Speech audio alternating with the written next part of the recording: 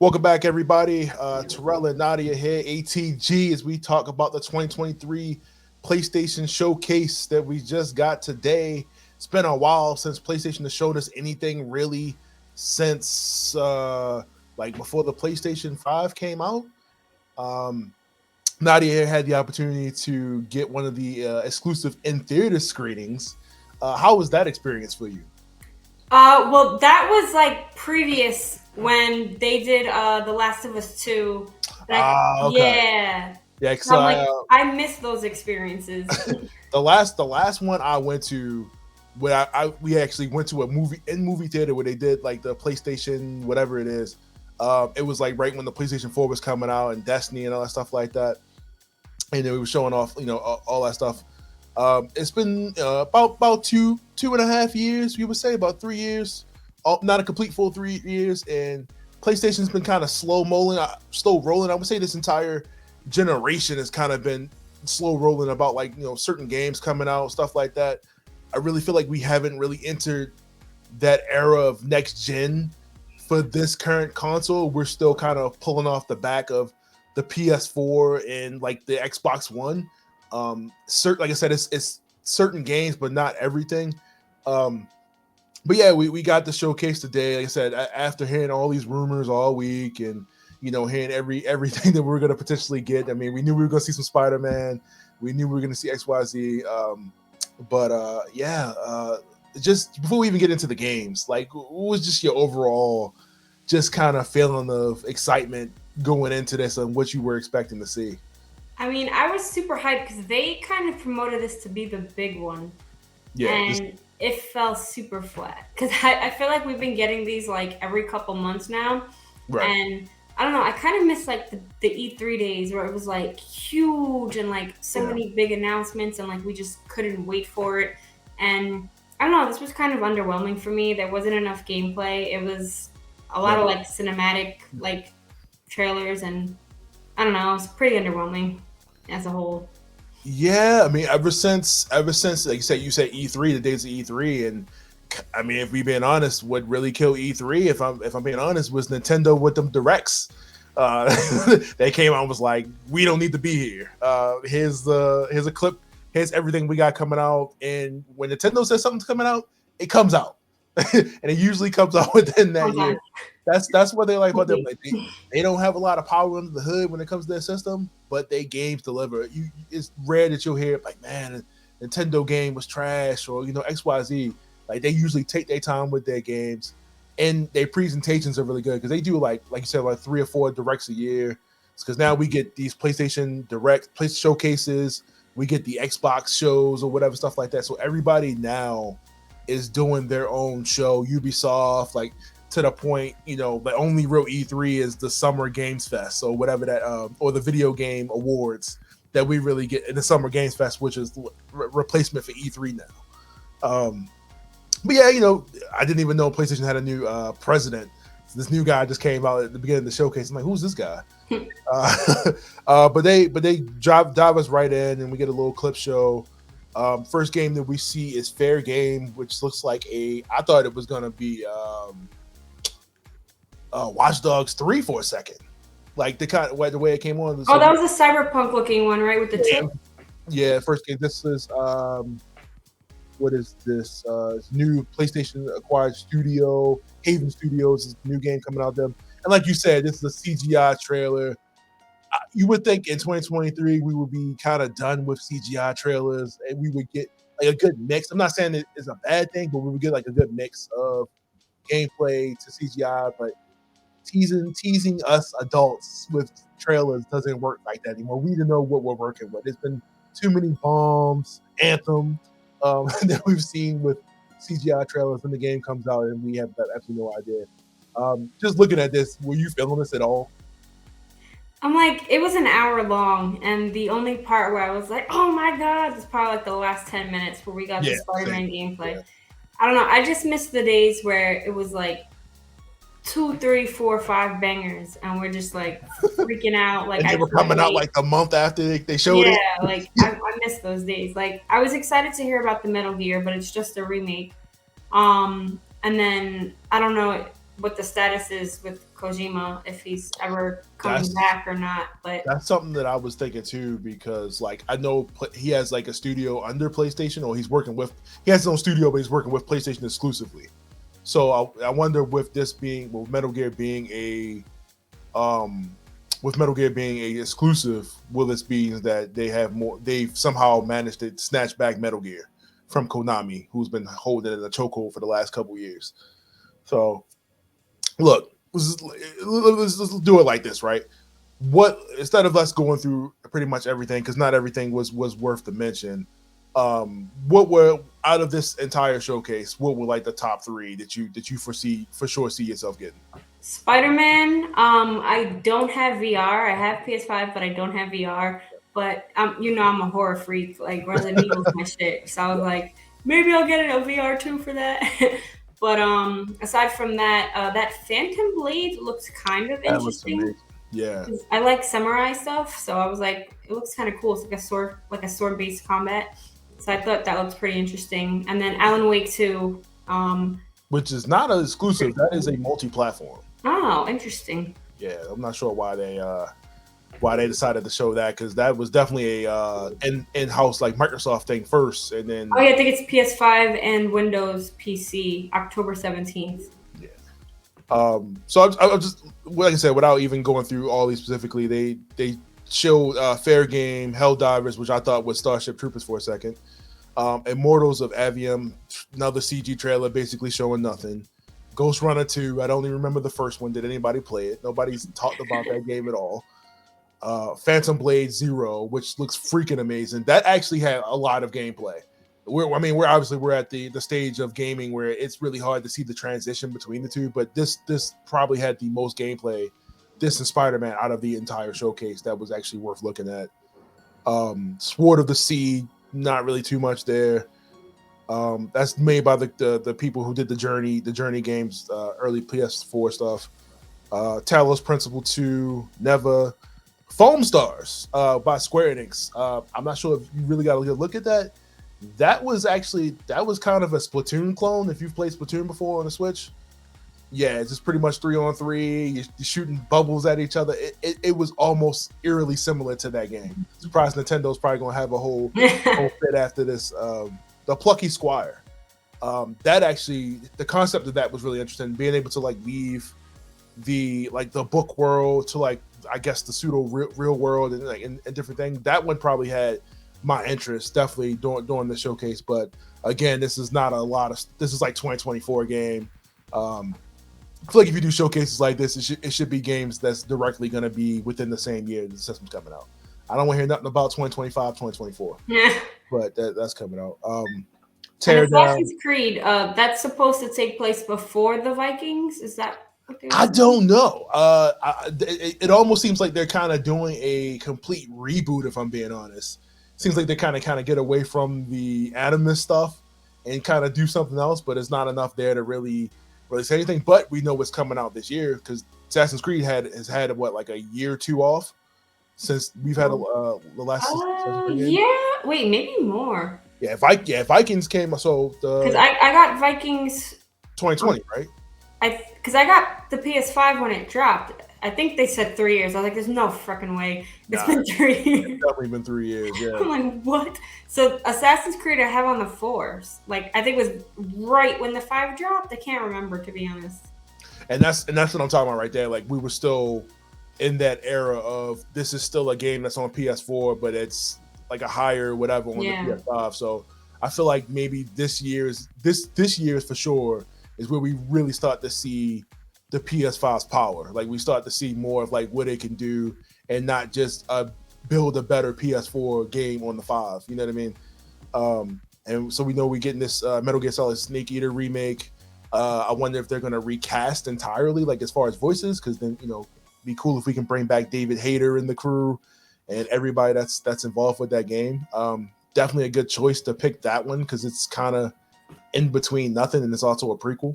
But like you just mentioned, like how the whole thing with Kojima is, how that's going to get handled. Because if this comes back and it's cool, oh no, Konami's name is definitely on it. So we'll see what like, we'll see what happens. this Tower of Agazaba, this looks like a Breath of the Wild Zelda clone here too. Looks pretty good. Don't get me wrong. It looks pretty good. Top of my list is Final Fantasy 16. I don't care about anything else on this list. And it's actually a game that's actually coming out on June 22nd. Oh shit. This got me hyped. Plenty of gameplay there. It looks amazing. I was just talking to Nadya. It was like my biggest issue with the last one, 15, was that it lacked story. The gameplay was there, but this one looks like it's making up a lot of the story. The cutscenes are back because there was not really that many cutscenes in the last one, and that really just and it was also a PlayStation exclusive too. Matter of fact, it is still a PlayStation exclusive for a while. But it just didn't feel worth it. I don't know if you like the Final Fantasy games at all. I probably haven't touched one since PS1 or 2, to be honest. Okay. It's not really my cup of tea. RPGs. Alan Wake, like you said, that's coming out October 17th. Man, I feel like they've been talking about that for a long. Oh, wow, it's been what? 20 years, if not longer. 2010. Was it 2010? I think it was 2010. It feels like early Xbox 360. That game. They've been talking about that game for a long time. Like, I feel like this has been talked about probably just as long as like Half-Life 3. Yeah, and it's actually coming out, so I'm surprised. It looks good. I'm surprised we didn't get more Silent Hill footage. That's what I wanted. Did they show Silent Hill? Did I miss that? The Silent Hill remake, they showed it at the last showcase. And we just forgot about it like we were supposed to forget, right? So I was like, where? I wish that's kind of what I was hoping to see more of. Yeah, that makes sense. I mean, since how we've been on this whole rebuild Resident Evil train, and all of them have been remade so far. So Silent Hill is the next best bet. But yeah, I'm going to look back into it. They announced at that showcase, they announced a remake and a couple of other games. They were like, I'm trying to remember. I got to recall. This was months ago. I think this was back in November. Oh god. This was a minute ago, but they had a few announcements, so I wish they would have did more at this. So we need more horror games, what you're saying. Yes. Yeah, of course, Assassin's Creed Mirage, Revenant Hill, Dragon's Dogma 2 is coming. Again, pretty much nothing. Another CG trailer, a little minimal game, no gameplay. Resident Evil 4 in the VR. I'm gonna pass on that because I don't need to be peeing on myself in VR. Terrifying. Yeah, what was it? Resident Evil 7 when they first started doing that?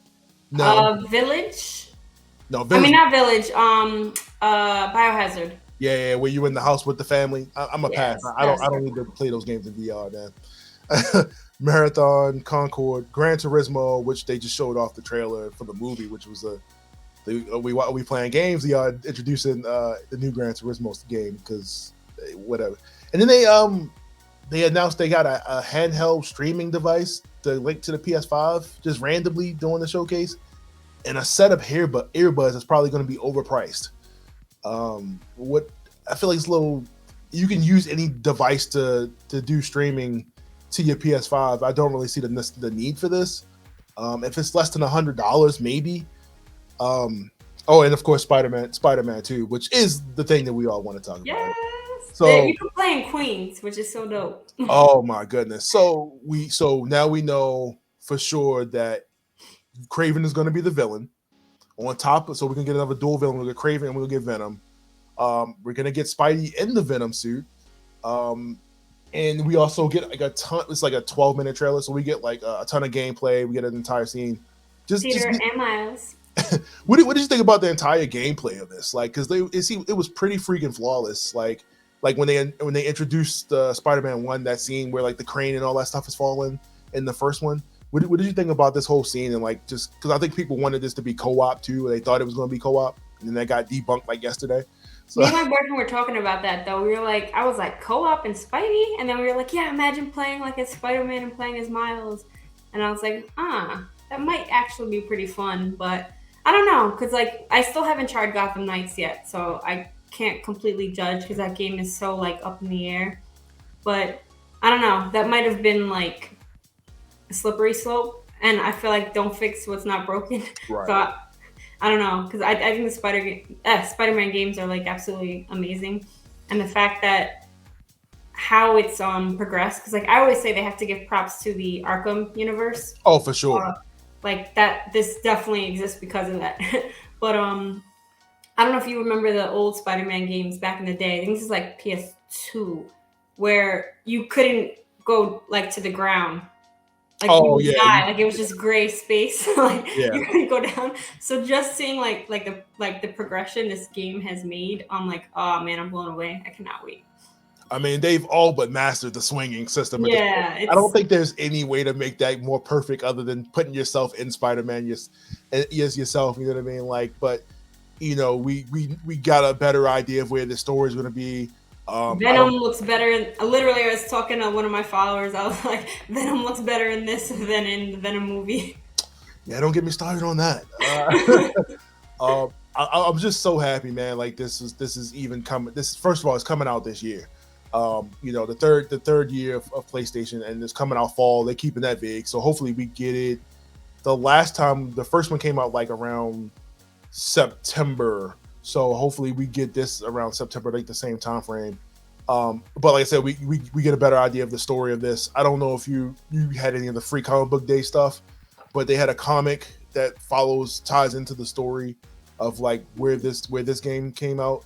And like it's 6 months later, as you can see from the game, Miles has like an incredible handle on his powers. You see by the way he moves, how comfortable he is just being Spider-Man, just like the team up. And this is probably like the middle of the game or something like that for this, but it looks absolutely incredible. Like the seamless transition between cutscenes and gameplay is absolutely flawless. And this, I'm like, okay, at what point? And then the switch between Miles and Peter. I remember in Grand Theft Auto, we're talking about Grand Theft Auto 5. Like this, how you had to like load all the way into the other character. Like it's like an instant switch, and Miles is like halfway across the city. Yeah, that's gonna be so sick. I'm all but excited. I can already see probably Sony probably putting out, or PlayStation putting out like Spider-Man consoles like they did for the fourth one. I'm sorry, for PS4, the Pro. And what else we got coming out for this? But this is definitely the top of my list, and I can't wait to see what they do with this, where this goes story wise, how Venom is going to play in this. Craven. It's just so much. But overall, just the showcase itself. I mean, like 3 years into the PS5, you got it day one, I got it day one. Do you feel like your money has been well spent so far? I don't know. It's like it could also be like I'm not buying as many games as I used to. So we'll break it down into a couple things. Games back then like were a little bit cheaper, and it wasn't so easily like accessible. Right. So it was kind of like, like you'll go to GameStop or you'll go to Best Buy or like whatever game store and like pick up your games. Now we have digital, so you can literally just order it. Some games also get physical copy, but a lot like if I can't wait, I'll just order it. Right. But I feel like now, especially that they're more expensive, I'm like less likely to buy as many games. So I feel like, especially with the PS5, like I'm very like particular with what games I'm getting. Like I want to make sure it's good first, especially with all like I guess like the drama with like Cyberpunk. Even though like after the They fixed DLCs, it. yeah, even after the DLCs, Yeah. but it's like same thing with Gotham Knights. It's like first drop, you hear so many things, and you're like, I don't want to buy it just yet. So I don't know. I'm not playing as many games as I was, but the games that I am playing, I'm loving on the 5, and like the load time is fucking, sorry for the language, but No, amazing. Like, oh my god. Like I remember on my 4, like it would take me like a damn day, like to wait, like because all the games and like all the storage, having to constantly delete something to make space, and then taking forever. The 5, it's like this. It's just beautiful. Yeah, it's definitely a night and day difference. I turned my phone the other day. I'm like, my God, Yeah. why is the download speed so long?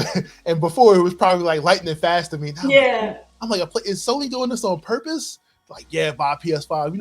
Like the iPhone. Yeah, right. I really feel like they doing it on purpose. Now, you said like you're not playing as many games. You said it's more so. Are you saying it's just the quality of games has declined, or it's more of a price factor for you now? I think price factor is a major thing. And then like I was saying, like if a game like is not complete at first release, I'm like more reluctant to buy it. And how do you know that now, though? You know what I mean? Like, because back in the day, it was just like you got what you got and you kept it moving. There was no DLC. That was whatever, you just, maybe you got a sequel game that was like the greatest hits edition or something like that with some extra stuff. But now it's just like, you just assume that every game is fragmented and it's not the complete thing because they always are ways now to upgrade it or. And now they rely on DLCs. It's kind of like a money grab. Nobody was saying that when Call of Duty was doing the season passes. Now the thing is what battle passes. So you do a battle pass every 3 months instead of a season pass, $50 for a year or whatever it is. Now I definitely get what you're saying as far as like price, because you can't buy, or I buy every game, but you can't buy every game that comes out. But now you have stuff like Game Pass. You have the PlayStation Premium thing where you got access to an entire library. You pay one flat price, and then you have like a year subscription to all these games that you didn't want, that you wanted to try or you always wanted to play. So now, like I said, I definitely get you. $70 games now is pretty ridiculous. But yeah, overall, I mean, outside of Final Fantasy and Spider-Man for me, it's probably like the highlights of the 2023 showcase. I'm really getting tired of seeing these where, like, if the game isn't coming out immediately within the next 3 months, I don't want to see it. Yeah, that's just me. But you said Spider-Man and Metal Gear was the highlights for you, and Blade, the Ghost Blade or whatever it was. Yeah, since Ghost of Tsushima, I've kind of been on I want to try more summarize. Yeah, there was a Ghost of Trauma or something like that. Samurai, something that came out a while ago. They were also advertising, and like nobody talked about it. But like you said, I was hoping to see a Ghost of Tsushima too, because that was also how long ago at this point? Like 2018, 2017 that they came out. I thought we would get a sequel. But it was like right on that gap, like in between the transition. Yeah. Right. Yeah. So it's probably like 2018, 2019 or something like that. But overall, I'm gonna give it a B, just because it was just too many CGI trailers and not enough gameplay for me to, and none of the dates are close enough for me to get excited. I feel like it was a lot of like kiddie kind of games too. Yeah, like, we got good games for the kids too. Everything can't be everything can't be a shoot or blow everybody. I know, like I need more guns and. Now let me ask. So there's also periodically been trailers kind of dropping before this even came out. They just dropped Mortal Kombat. Had they held that out for this, you feel like you would have been more excited for it, or like if they would have snuck this in there? They should. Mortal Kombat. But yeah, so overall, you just as far as this showcase goes, you feel like they could have did better. I mean, if Spider-Man wasn't in it, I would have felt like I wasted an hour of my life. Oh yeah, I'm definitely gonna go back and watch that trailer again after this is done. Like that was the only, like, oh, I need that game. Like I feel like the showcases have lost that magic. Yes, I don't, like you said, I don't. Maybe it needs the crowd reaction. Maybe it needs an E3, like that a grand stage instead of like these pre-recorded videos. Maybe that's what's missing out of it, or maybe it's just we're older now and we have certain expectations of what we want to see, and we just don't get excited about things like that. Games like that we used to.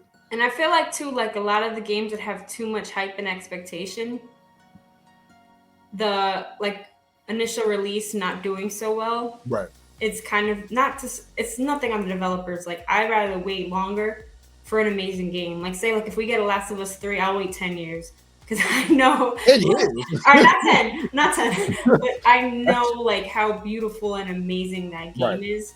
So it's like I don't mind waiting. But some people like are too impatient, and like the developers will rush to put out an incomplete game, and then it's not going to do well. So it's kind of like I'd rather wait. I don't even think that has anything to do with fans. That's more of a shareholder and money situation. You know what I mean? Like that's why these games, like, they don't have like specific dates. They'll say Q1, Q2, or fall, because like they have to make sure they actually have a reasonable time frame to release this and market it, and pre-orders and stuff like that. So I can get why they do that. Is, like you said, it's not on the developers. It's more so on the people that's backing them money wise. Okay, when you releasing this, when we gonna make our money back? X, Y, Z. So once we kind of get past that, I think we're at the point now where they're starting to see like, oh yeah, okay, we might need to keep this in the oven for another year, more months, and then because it was something that just came out, and they gave it more time, and it still came out kind of and I can't even remember what game it was. It just dropped too, but I feel like another example too is like Days Gone. Like I did enjoy it, but I feel like that was a game where like during the I'm trying to remember where that came out. I don't know if it was at it that was a PlayStation. lot of games that was coming out at that time when they But came that out. time it was like a lot of it, like Yeah. new games and like exciting games. Because I remember I was like, oh my god, that's like World War Z type ish. It's gonna Right. be phenomenal. Like I don't know. I feel like I haven't really had that crazy excitement aside from games I already love. So say like Spider Man, Resident Evil, Silent Hill, the re-release of Dead Space. Like those are all titles I already know are good, so I'm already excited. But like new stuff, I don't know. It's kind of been like It's hard to trust new IP, man. in the air. Yeah, it is very hard to trust new IP, and I think that's what it is too. Like we kind of just used to disappointment at this point. Like just like you said, Anthem, and it seems to be games that's like have this grand scale. Like, oh man, you're gonna be able to do X, Y, Z. That game that what was it? It was like Redfall that just bombed on Xbox, but you ain't paying nothing but a subscription price. But it's games like that's like that promise like this big world and what you could do, and all of a sudden it's an issue. Cyberpunk, Anthem, and Cyberpunk fixed it, but too little, too late. But then the anime kind of sparked that back in interest, and they made a bunch of money. So, but yeah, other than that, like 2023 showcase, PlayStation, I guess we can do better out here. What was our $500 worth to spend? Let us know. We both are day one adopters. I don't feel like I wasted my money. I feel like I got some good games that I wanted to play out of it. Oh yeah, because imagine if we didn't get like that first pre-order, we would have had to wait like 3 years. Yeah, they didn't start coming out until like early this year. Like now you can finally walk into your Walmart or your Target and it's just sitting there. But yeah, I'm glad I know now. Any final thoughts on that 2023 showcase? I'm just wondering what's next in terms of like gaming. Like I guess I kind of look at this the same way I look at conventions. Like I love San Diego Comic-Con. It's my favorite. I love that all the studios typically go there. Right. When they did what was it called? The DC fandom. It was super fun because we were in COVID.